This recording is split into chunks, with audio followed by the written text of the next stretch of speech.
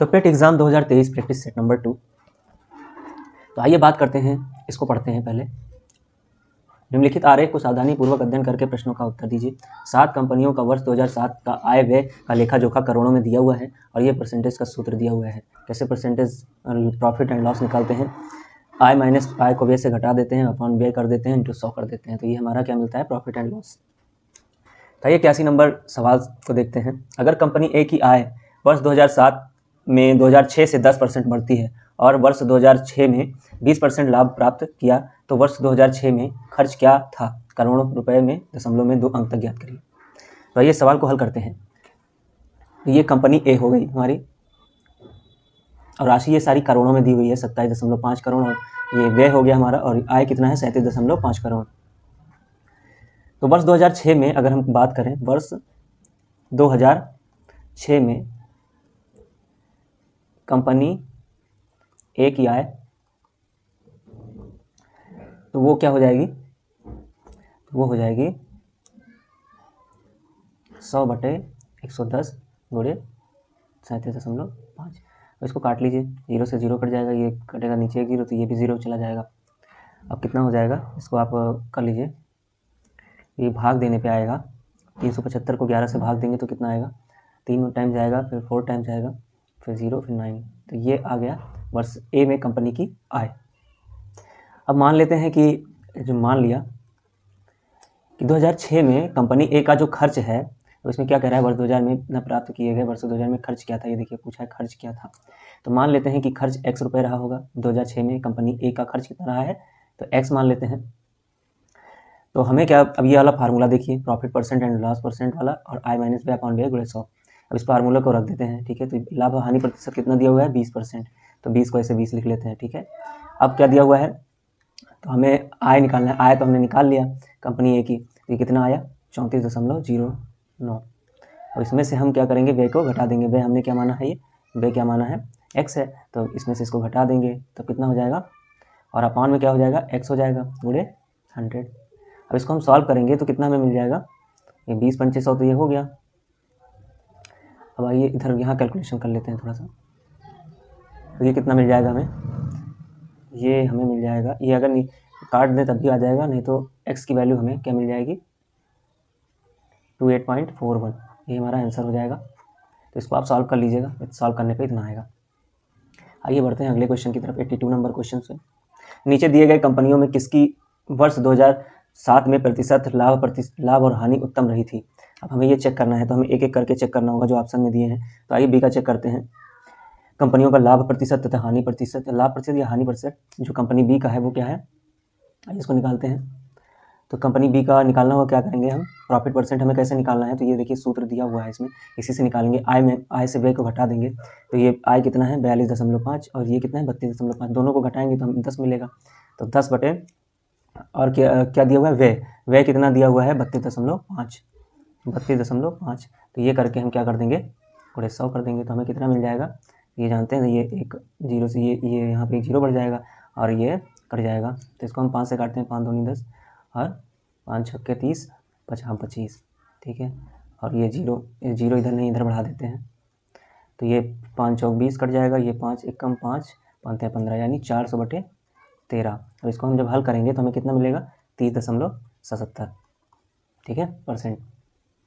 ये लाभ हो गया, ठीक है, कंपनी का लाभ हो गया, क्योंकि बड़े में से छोटा घटाया तो लाभ ही मिलेगा। और अगर हम बात करें कंपनी सी की, तो कंपनी सी का भी निकाल लेते हैं। कंपनी सी कहाँ है? ये है, और इसका दिया हुआ है कितना? इसका व्यय जो है वो ज़्यादा है, इसका आय कम है, तो इसमें तो हमें लॉस ही होना है।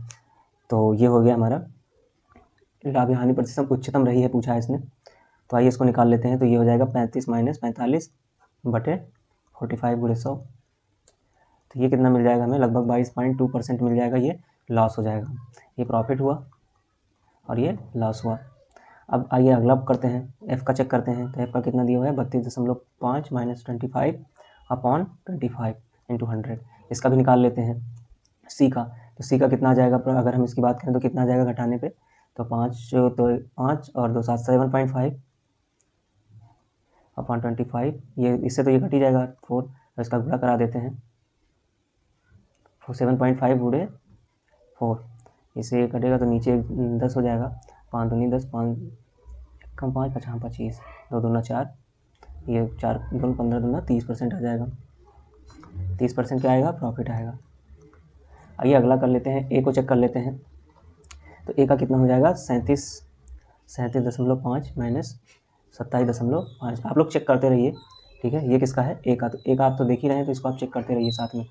27.5 ये इंटू 100 हो जाएगा। तो ये जब पूरा करेंगे भाग, मतलब इसको कैलकुलेट करेंगे, तो ये हमें कितना मिल जाएगा? 36.36। ये क्या हो जाएगा? प्रॉफिट हो जाएगा। तो सबसे ज़्यादा लाभ किस में है? तो ये सबसे ज़्यादा लाभ अगर हम देखें तो इसी में है। तो ये हमारा लास्ट वाला ऑप्शन सही हो जाएगा, ये हमारा आंसर हो जाएगा। आइए बढ़ते हैं अगले क्वेश्चन की तरफ। 7 कंपनियों का वर्ष 2007 का जो आय व्यय है, इसका लेखा जोखा तो करोड़ों में दिया हुआ है। कंपनी सी और डी का लाभ और हानि का प्रतिशत लगभग क्या है? चलिए सी और डी का निकाल लेते हैं। तो सी और डी कहाँ है? ये हमारा सी है, ये डी है। तो सी और डी का लाभ और हानि का प्रतिशत, लाभ हानि प्रतिशत निकालने के लिए ये फार्मूला दिया हुआ है, तो इसी की हेल्प से हम निकालेंगे। तो कंपनी सी और डी की अगर हम आय की बात करें, तो आय कौन सी हो गई? इसमें सफ़ेद वाला जो है आय है। तो 35 और 50 कितना हो गया? 5 3 8 85 हो गया, ठीक है। 85 करोड़ ये क्या हुआ? आय निकाल लिया। और व्यय कितना हो जाएगा सी और डी का? तो 45 और 40 कितना हो गया? व्यय। ये भी 85 हो गया। और हम जब जानते हैं जब दोनों बराबर होते हैं तो ना ही लाभ होता है ना ही हानि होता है। तो ऑप्शन नंबर 4 सही हो जाएगा। आइए अगले क्वेश्चन की तरफ बढ़ते हैं। अगला क्वेश्चन हमारा क्या कह रहा है? अगर कंपनी डी का व्यय वर्ष 2007 में वर्ष 2006 में व्यय का 20% अधिक है, 20% अधिक है, और कंपनी वर्ष 2006 में 10% लाभ अर्जित करता है, तो वर्ष 2006 में कंपनी की आय करोड़ों में क्या है, क्या थी? ठीक है, इसको हमें हल करना है। तो आइए हम निकालते हैं कंपनी डी का निकालना है। डी कहाँ है? ये है डी। तो डी का निकालना है हमें अगर, तो हमें डी का कैसे निकालना है? 2006 का निकालना है व्यय।